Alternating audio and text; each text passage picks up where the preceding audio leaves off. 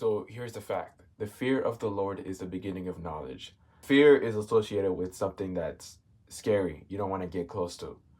So you don't want to deal with anything about that person, which brings fear to you.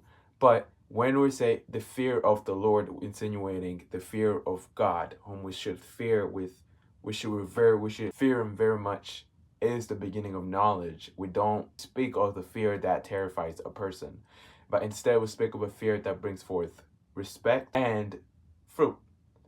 So I think this is one of the most underestimated or overlooked fact, that if you fear God, then you will get more of God somehow.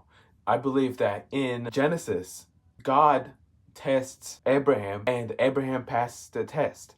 And the test was to see if Abraham feared God, if he feared him. So God told him, hey, go sacrifice your son on that mountain at the specific day.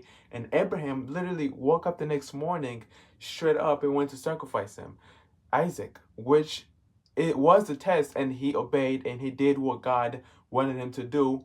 That is the fear that we ought to have with God. That is an example of what kind of fear that he is wanting from us. That when he asks something of us, we immediately stand on our feet and obey instead of not obeying. Because if we do not obey, we don't respect them. So this fear that I'm talking about, the fear of the Lord, is the respect of his presence, the respect of who he is. Because that's what exactly happened with Abraham. He feared God, that he heard God.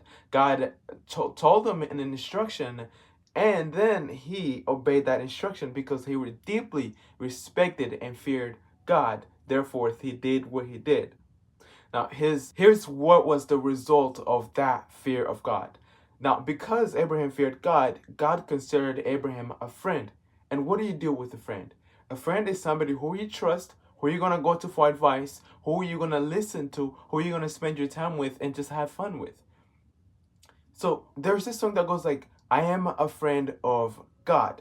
But are you really a friend of God? Does God tell you his secrets? Because friends tell each other secrets. Friends tend to spend time with each other, acknowledge each other, visit them all of the time. Do you visit God all the time? Do you acknowledge the presence of God all the time? That if you don't, then you're probably not a friend of God. But if you are a friend of God, he tells you his secrets. He tells you he asks you for advice. You can negotiate with him. And that's what exactly happened with Abraham.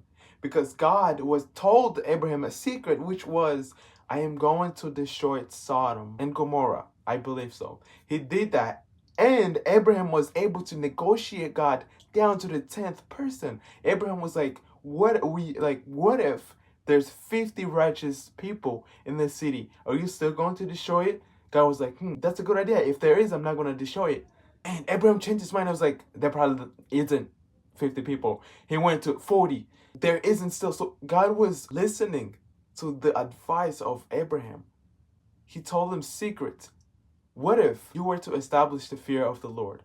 Don't you think that you would have that kind of relationship with him that Abraham had as well? This is both for me and yours. I think we have taken for granted what Proverbs 1:7 says.